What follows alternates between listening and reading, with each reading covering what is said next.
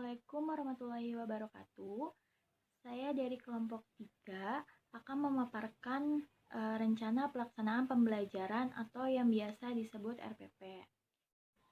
Sebelum saya memaparkan, saya akan menjelaskan terlebih dahulu apa itu RPP. RPP adalah suatu rancangan yang dibuat oleh tenaga pendidik atau guru untuk melakukan kegiatan pembelajaran yang berfungsi untuk memudahkan kegiatan pembelajaran secara efektif dan efisien. Adapun rencana pelaksanaan pembelajaran yang telah dibuat oleh kelompok 3 antara lain nama satuan pendidik, SMP IT Mentari Ilmu, mata pelajaran Bahasa Indonesia, materi pokok berita, kelas 8, alokasi waktu 90 menit, pertemuan kedua. Lalu ada standar kompetensi, memahami wacana lisan melalui kegiatan mendengar berita. Lalu ada kompetensi dasar, menyimpulkan suatu informasi dari teks berita berupa paparan atau peristiwa yang dibacakan dengan memahami isi dari teks berita. Lalu ada indikator pembelajaran, memahami suatu berita, mengamati unsur berita, membuat kesimpulan dari hal yang disampaikan dari berita. Lalu ada tujuan pembelajaran. Setelah mengamati suatu berita, siswa dapat memahami unsur berita dan mampu membuat kesimpulan apa yang disampaikan di dalam berita. Materi atau isi. Berita adalah laporan peristiwa fakta atau pendapat yang aktual, menarik, dan penting. Sedangkan sesuai dengan Kamus Besar Bahasa Indonesia, berita diartikan sebagai cerita atau keterangan mengenai kejadian atau peristiwa yang hangat. Syarat berita adalah sebagai berikut. Merupakan fakta, terkini, seimbang, lengkap, menarik, dan sistematis. Salah satu syarat berita adalah lengkap. Untuk dapat dikatakan lengkap, berita haruslah mampu menjawab pertanyaan 5W plus 1H. What, apa yang terjadi? Who, siapa yang terlibat?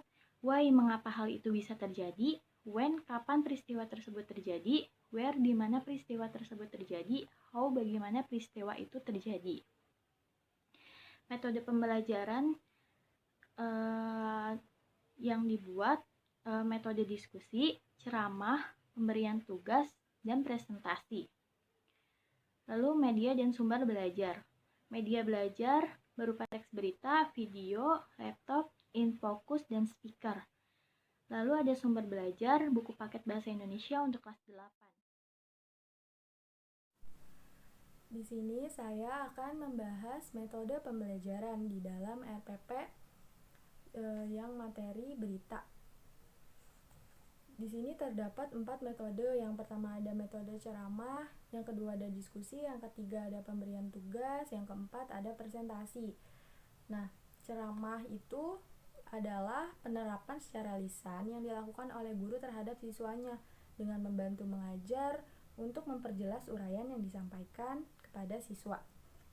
Di dalam RPP ini, kami membuat metode ceramah ini dilakukan di langkah pertama ketika guru menjelaskan kepada siswa berita itu apa, berita itu seperti apa. Lalu, setelah menjelaskan kepada siswa, guru memberikan contoh berita yang berbentuk tayangan video yang kami ambil dari YouTube. Kemudian kami tayangkan, kami memperlihatkan kepada siswa. Lalu setelah itu guru memerintahkan kepada siswa untuk menyimak video tersebut. Setelah menyimak video tersebut, guru memerintahkan kepada siswa untuk membagi kelompok.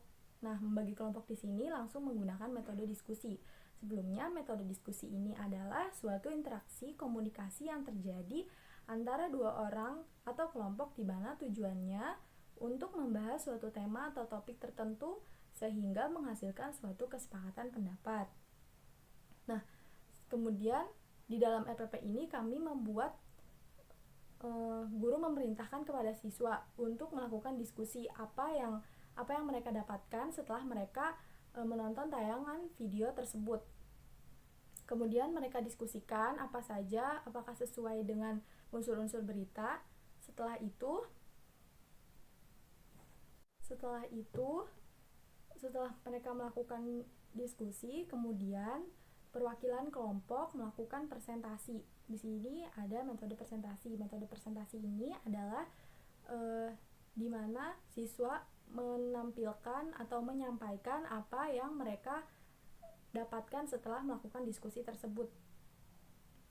Kemudian siswa tersebut diperintahkan untuk mempresentasikan hasil dari diskusi dengan teman-teman kelompoknya. Setelah itu, guru memberikan presensi atau memberikan masukan kepada siswa tentang apa yang mereka sampaikan.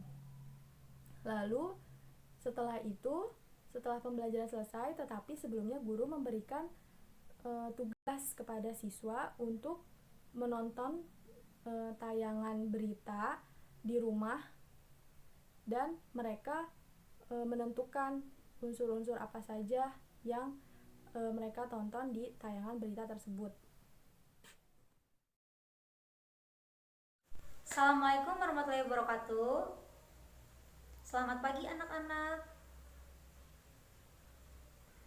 Sebelum memulai pelajaran, alangkah baiknya kita berdoa terlebih dahulu. Berdoa dimulai. Berdoa selesai.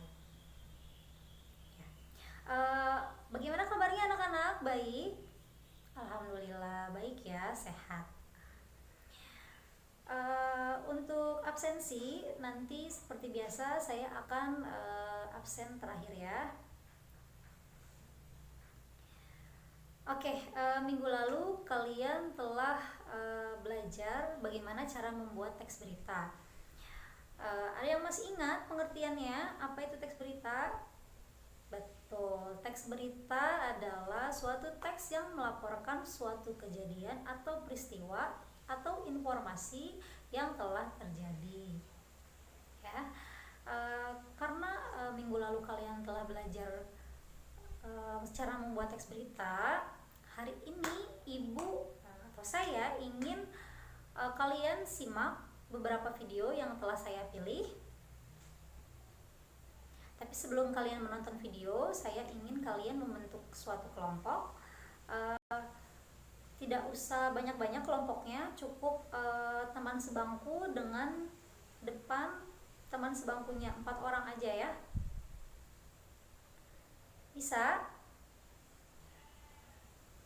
Ya, sudah ya. Paham? Ya, setelah membentuk kelompok, silakan kalian dan kelompok kalian masing-masing menyimak video dan mencatat, mengidentifikasikan hal-hal pokok yang ada di dalam berita tersebut ya. Setelah itu kalian menyimpulkan,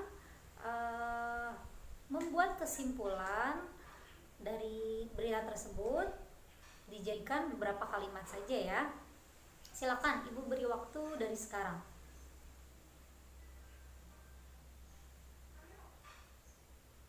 Sudah? Baik, jika sudah silakan dikumpulkan. Masing-masing kelompok, ibu harap ada yang maju dan membacakan hasil yang telah kalian buat, hasil simpulan yang telah kalian buat. Silakan.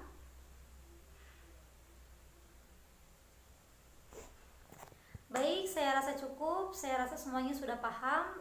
Silakan tugasnya dikumpulkan. Untuk tugas, saya akan berikan tugas yang serupa. Silakan kalian simak video, kalian tonton tayangan video berita, entah itu di televisi, internet dan lain-lain. Buat tugas serupa kemudian dikumpulkan ya, per individu. Oke, saya rasa cukup untuk pelajaran hari ini. Alhamdulillah. Berdoa. Assalamualaikum warahmatullahi wabarakatuh.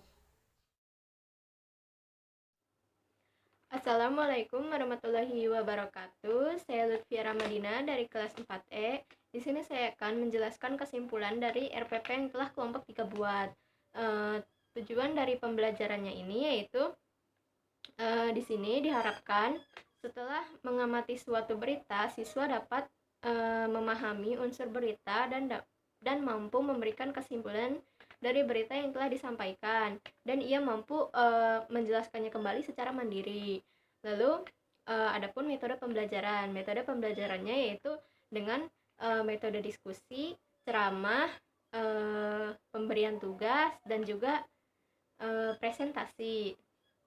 Yang ketiga yaitu ada media pembelajaran. Di sini media pembelajarannya menggunakan teks berita, video tentang video berita yang sedang viral, lalu infokus dan juga speaker.